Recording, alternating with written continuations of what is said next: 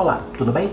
No nosso vídeo anterior nós falamos sobre o mecanismo de contração muscular e hoje vamos falar um pouco sobre uma doença rara chamada miastenia gravis, que tem uma relação direta com o comprometimento da propagação do impulso nervoso ao nível da junção neuromuscular e que acomete cerca de 150 mil pessoas por ano no Brasil. Etimologicamente, os seus termos eles são provenientes do latim e do grego, onde mis, músculo, astenia, fraqueza, e graves, severo, pesado, em virtude do alto grau de comprometimento muscular, implicando grandes debilidades, grandes fraquezas musculares.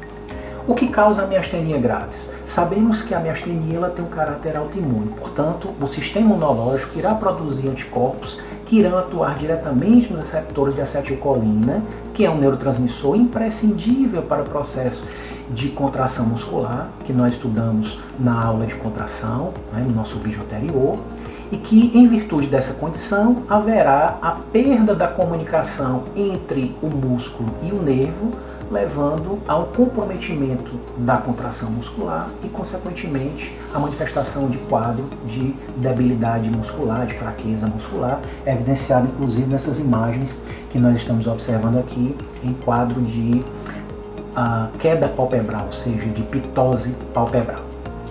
Nessas imagens conseguimos observar na porção superior a liberação da acetilcolina, que sai das vesículas sinápticas, cai na fenda sináptica e interage normalmente com os seus receptores nicotínicos do lado do músculo.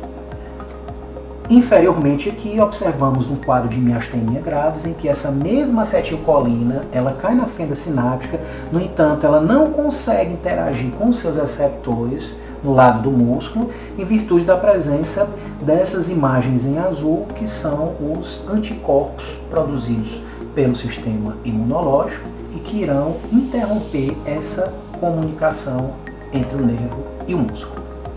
Não se sabe ainda ao certo o verdadeiro motivo para que o organismo ele produza esses anticorpos. Todavia, há uma teoria que ela coloca o timo, que é um órgão linfóide normalmente presente na nossa região do mediastino, que durante toda a nossa vida passa por um processo de adaptação celular chamado de hipoplasia, ou seja, haverá uma diminuição progressiva desse órgão no decorrer da nossa vida, pela diminuição do quantitativo de células, e que em uma pessoa com miastenia gravis ocorre o contrário, ou seja, em 65% das pessoas que têm miastenia grave têm o timo aumentado e aproximadamente 10% associadamente à presença de um tumor chamado de timoma.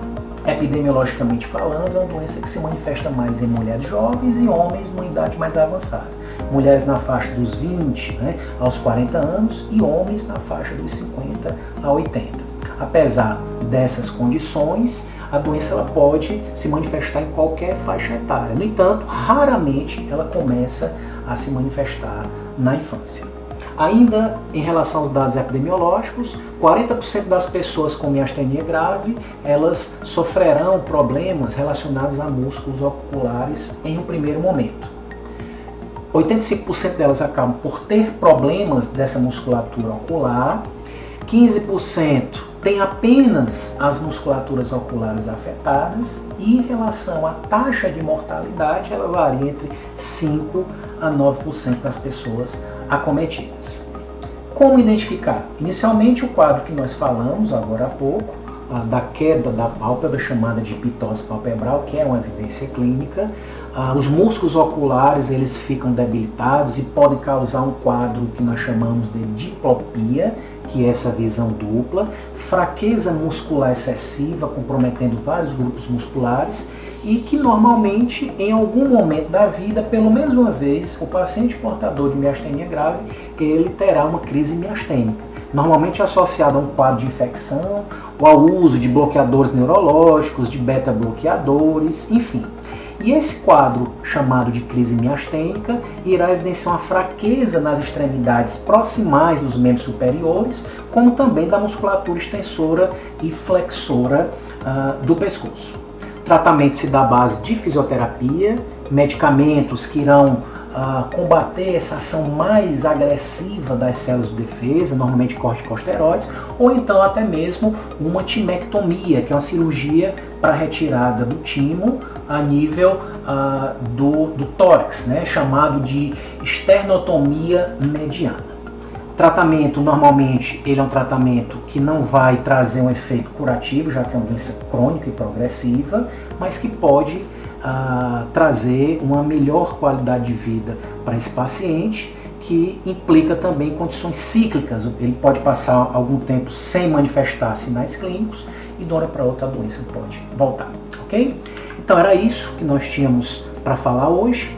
Valeu pela sua atenção e até uma próxima vez. Obrigado.